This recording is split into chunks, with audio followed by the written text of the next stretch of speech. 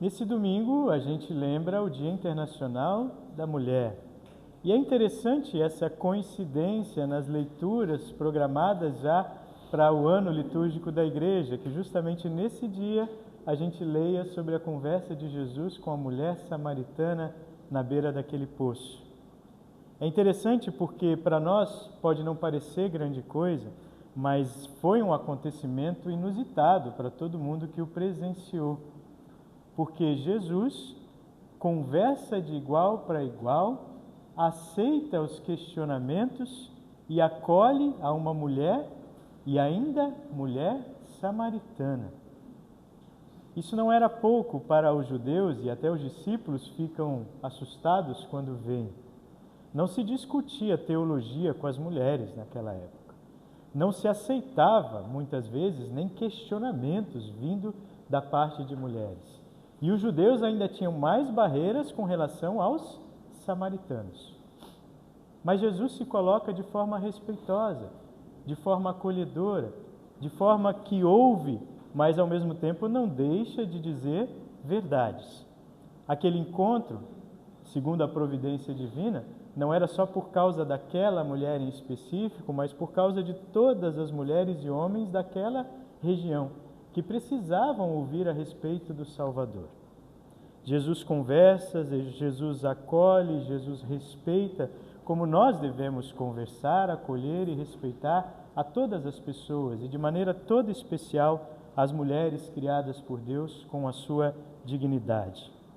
Jesus rompe barreiras, a barreira religiosa, a barreira cultural, até a barreira moral, porque ele não julga a mulher, apenas diz e mostra que já a conhecia e ainda assim estava oferecendo para ela fonte da água da vida.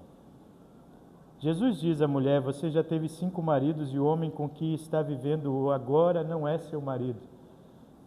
E essas palavras não foram ditas para recriminar, mas para mostrar o quanto ele a conhecia, o quanto Deus conhece a cada um de nós. Nós é que muitas vezes não temos a dimensão de com quem estamos lidando quando estamos diante da presença de Deus, como aquela mulher não tinha a dimensão de com quem ela estava falando.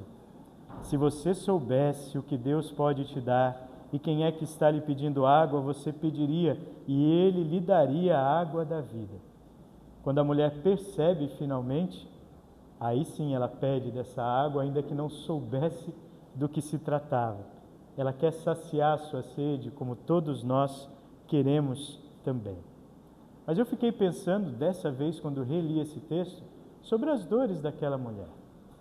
5 vezes ela tentou ter uma vida diferente com o homem. 5 vezes isso não deu certo. E a gente sabe, por outros textos bíblicos, que naquela época, por causa da dureza do coração, muitos homens simplesmente davam cartas de divórcio às suas mulheres como se elas fossem meros objetos, encerrando um contrato. E eles partiam para uma nova vida, enquanto essas mulheres ficavam recriminadas na sociedade. Afinal de contas, não havia empregos formais para mulheres naquela época. E muitas, se não fossem acolhidas pelos seus próprios parentes, passavam a ser vítimas de muitos abusos, de muitas dificuldades. Realidade que muitas mulheres ainda enfrentam hoje, quando rejeitadas, quando não valorizadas, quando tratadas como se fossem objeto. Realidade a qual muitas mulheres ainda hoje se submetem, querendo visibilidade ou querendo talvez ser mais valorizadas, mas caindo em armadilhas que fazem com que elas mesmas passem a não se valorizar. A gente vive num mundo que é ainda muito desafiador para com as mulheres, afinal de contas, até mesmo quando se tem conquistas, se conquista mais trabalho, mais responsabilidade, não é? Mais coisas para fazer e dar conta, ao invés de mais alívio e reconhecimento. Não podemos ignorar essa situação, mas precisamos treinar os nossos ouvidos para termos a mesma atitude de Jesus. Escutar, acolher os questionamentos, prover alimento, prover o que é necessário para que a pessoa se sinta acolhida e também dizer as verdades que precisam ser ditas com amor. Isso diz respeito ao nosso modo de tratar não só as mulheres que convivem conosco, mas a todas as pessoas que vêm ao nosso encontro.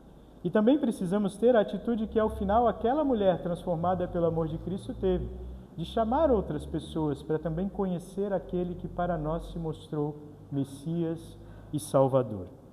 Quem beber desta água terá sede outra vez, mas quem beber da água que eu lhe der nunca mais terá sede. Nós já temos dessa água. É verdade que as nossas gargantas ainda ficam sedentas pela água que precisamos toda hora, mas a nossa vida já foi preenchida de um novo sentido. E não andamos mais como pessoas que estão perdidas e sem direção no mundo a partir do momento em que fomos encontrados por Cristo. Nós já temos uma paz que excede o entendimento humano, que guarda as nossas mentes em Cristo Jesus, que dá novo sentido para a vida.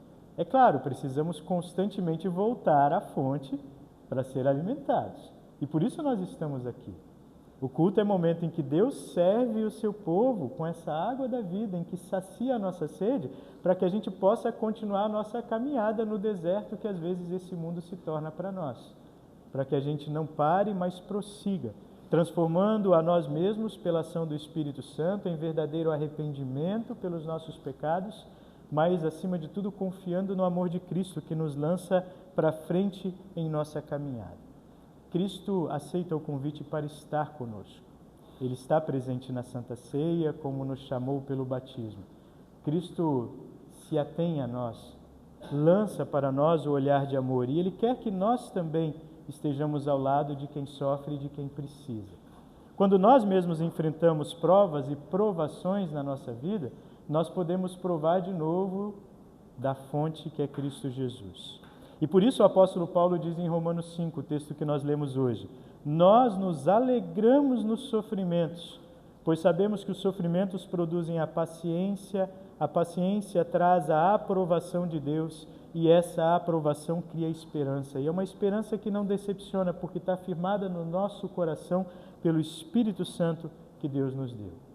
A nossa vida, então, passa por provações que exigem e que são oportunidade de criar em nós perseverança pela ação do Espírito Santo, mas que no final renovam a nossa esperança. E assim, saciados em nossa sede, nós podemos também ajudar os outros nas suas provações, na sua necessidade de mais perseverança, na necessidade de terem renovada a sua esperança.